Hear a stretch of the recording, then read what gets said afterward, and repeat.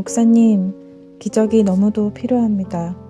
하지만 아무리 기도를 해도 저에게는 기적이 일어나지 않습니다. 왜 그런 건가요? 궁금합니다. 알려주세요. 하나님께서 기적이 소용없다고 판단하셔서 그런 것입니다. 기적이 소용없다. 분명하게 그럴 수 있습니다. 기적에 대한 인식을 이번 기회에 전환하셨으면 좋겠습니다. 두 부분으로 나눠서 말씀드리겠습니다.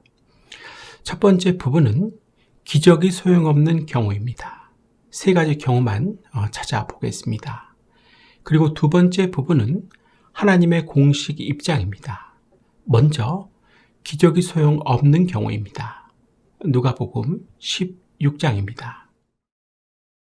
이르되 그렇지 아니하니이다 아버지 아브라함이여 만일 죽은 자에게서 그들에게 가는 자가 있으면 회개하리이다.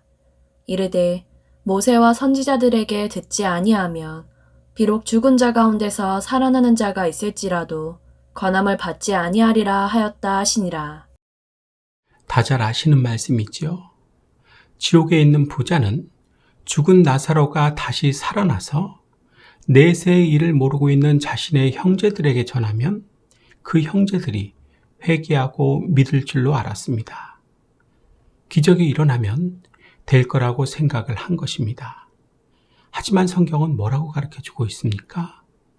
복음을 전하는 자의 말씀을 듣고 믿지 않는 자는 죽은 자가 살아나서 내세의 일을 말해줘도 믿지 않는다고 가르쳐줍니다. 즉 기적이 소용없다는 것을 가르쳐주고 있는 것입니다. 그래서 우리가 믿는다는 것이, 믿음이 있다는 것이 세상에서 가장 큰 축복이 되는 것입니다. 따라해 볼까요? 믿는다는 것이, 믿음이 있다는 것이 이 세상에서 가장 큰 축복이다. 하지만 그 축복을 받고 좋으십니까? 감사하십니까? 그 믿음을 주신 하나님께 고맙냐고요? 대답해 보세요. 당장은 돈이 더 좋고 중요하다고 생각하지 않습니까? 하나님보다 돈, 실제적으로는 만몬을 더 섬기고 있는 것 아닙니까? 그래서 헌금 낼 때마다 시험 드는 것 아닙니까? 그래서 교회 다니기도 싫고 목사도 싫은 것 아닙니까? 솔직해지시고 진실해지십시오. 정신 똑바로 차리고 사셔야 합니다. 이제까지 그렇게 산 것만으로도 충분한 것입니다. 하나님께서는 당신의 그 못된 심보를, 어떠한 말씀을 들어도 깨어지지 않는 그 꾸준하고 못된 심보를 꿰뚫어 보고 계십니다. 그래서 지금과 같은 말씀을 하시고 있는 것입니다.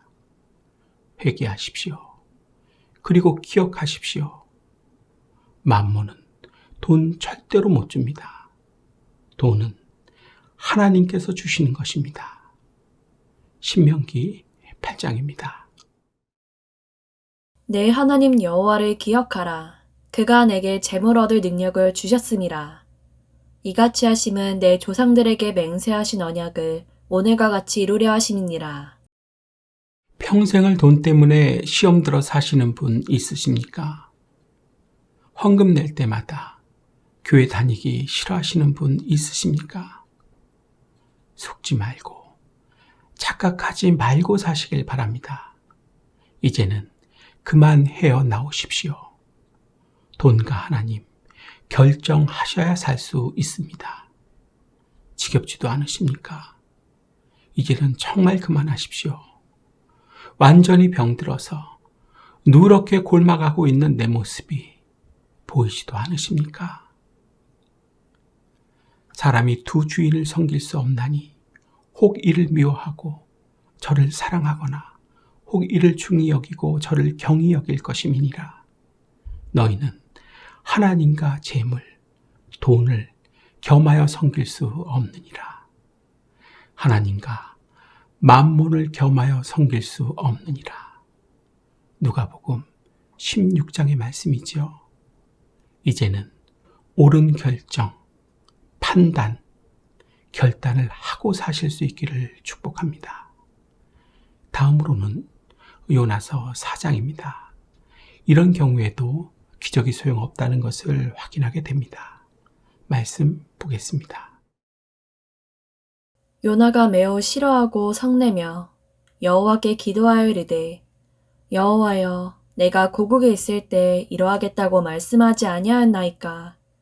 그러므로 내가 빨리 다시스로 도망하였사오니 주께서는 은혜로우시며 자비로우시며 노하기를 더디하시며 이내가 크시사 뜻을 돌이켜 재앙을 내리지 아니하시는 하나님이신 줄을 내가 알았음이니이다.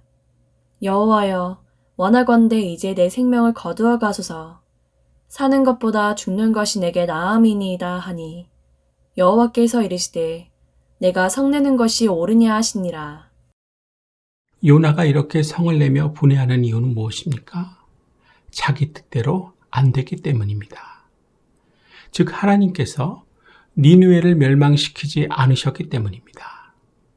그래서 하나님을 원망하고 불평하면서 죽는 것이 더 낫겠다고 신경질을 내고 있는 것입니다. 물고기 뱃속이라는 기적을 경험해 놓고도 이런 짓을 하고 있는 것입니다. 또 2절에 보면 주께서는 은혜로우시며 자비로우시며 노하기를 더디하시며 인애가 크시사 그 뜻을 돌이켜 재앙을 내리시지 않는 하나님이신 줄 내가 알았음이니이다. 출애굽기 34장 6절의 인용입니다. 성경에도 아주 능통했다는 것입니다. 그런데도 이런 짓을 하고 있는 것입니다. 이렇게 성경을 매일같이 읽고 능통해 있는 사람이라고 할지라도 기적이 소용없는 경우가 있는 것입니다. 특별히 타고난 기질과 같은 문제가 여기에 해당됩니다. 요나는 지금 어떠한 기질을 가지고 태어난 것입니까? 자기의 뜻대로 하고 싶은 것은 누가 뭐라고 해도 해야 하는 기질입니다. 못하면 죽고 싶어하는 기질입니다. 참으로 못된 기질이죠. 하나님께서 회개의 영을 계속해서 항구적으로 부어주셔야만 고쳐집니다. 물고기 뱃속에서 살아나오는 그런 기적 가지고는 어림도 없습니다. 이런 분들 어느 교회나 조금씩은 있으시죠? 기적보다 회개의 영을 더 많이 구하십시오. 축복보다 눈물이 더 절실한 것입니다.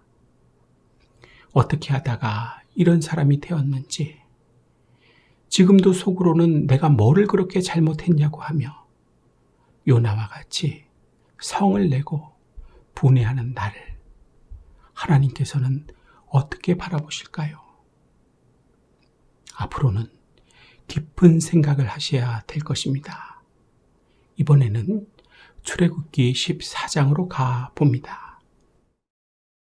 내가 바로의 마음을 완악하게 한즉 바로가 그들의 뒤를 따르리니 내가 그와 그의 온 군대로 말미암아 영광을 얻어 애굽 사람들이 나를 여호와인 줄 알게 하리라 하시매 무리가 그대로 행하니라.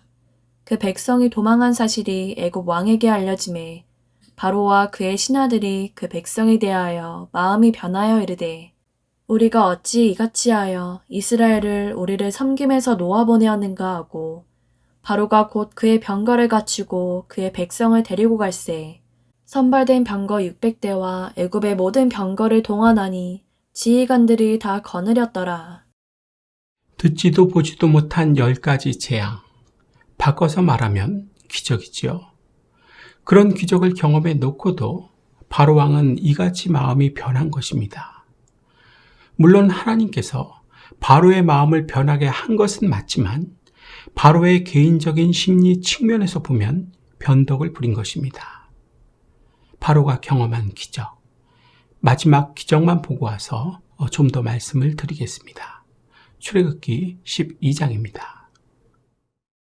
밤중에 여호와께서 애굽 땅에서 모든 처음 난 것, 곧 왕이 앉은 바로의 장자로부터 옥에 갇힌 사람의 장자까지와 가축의 처음 난 것을 다 치심해 그 밤에 바로와 그 모든 신하와 모든 애굽 사람이 일어나고 애굽에 큰 부르짖음이 있었으니 이는 그 나라에 죽임을 당하지 아니한 집이 하나도 없었음이었더라.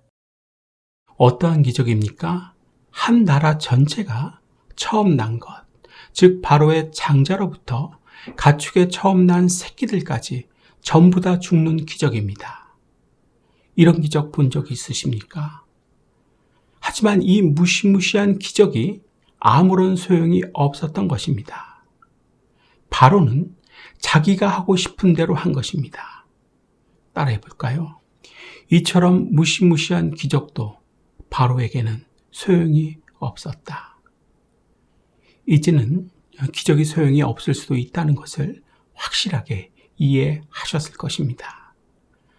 내가 아무리 기도해도 기적을 주시지 않는 이유는 내가 원하는 그 기적이 소용이 없다고 판단하시기 때문입니다. 마음엔 안 들겠지만 믿으시길 바랍니다. 그렇다면 하나님의 입장, 공식 입장은 무엇일까요? 생각해 보신 적 있으십니까? 마태복음 7장에서 공식 입장을 밝혀주십니다. 말씀 보겠습니다.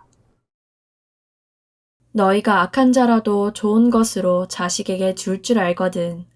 하물며 하늘에 계신 너희 아버지께서 구하는 자에게 좋은 것으로 주시지 않겠느냐. 기적을 구하던, 기적 말고 다른 것을 구하던 간에 하나님께서 판단하실 때 좋은 것으로 주신다는 것이 공식 입장입니다. 뭐라고요? 하나님께서 판단하셔서 나에게 좋은 것으로 주신다.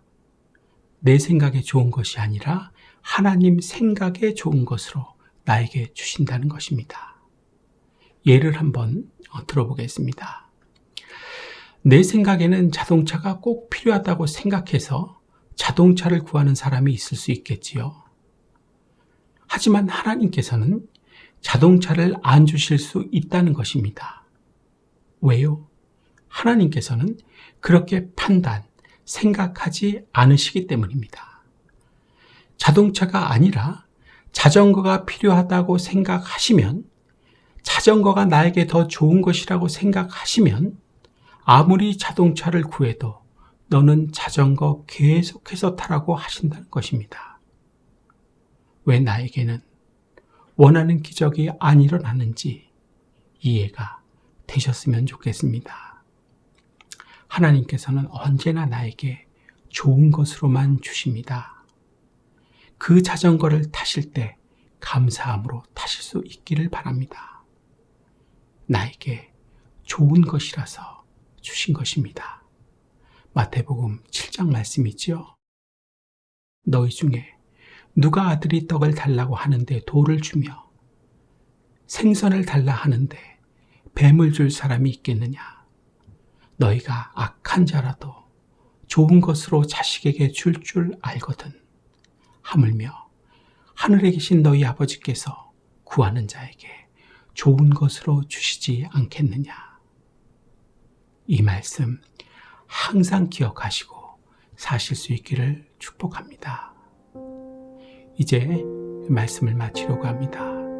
기적이 소용없는 경우가 있습니까? 없습니까? 있지요. 나에게 기적을 안 베풀어 주시는 이유는 소용이 없기 때문입니다. 더 정확하게는 좋은 것이 아니기 때문입니다. 그렇다면 우리는 어떻게 살아야 하는 것입니까? 내 생각에 좋은 것이 아니라 하나님 생각에 좋은 것을 구하고 살아야 하는 것입니다.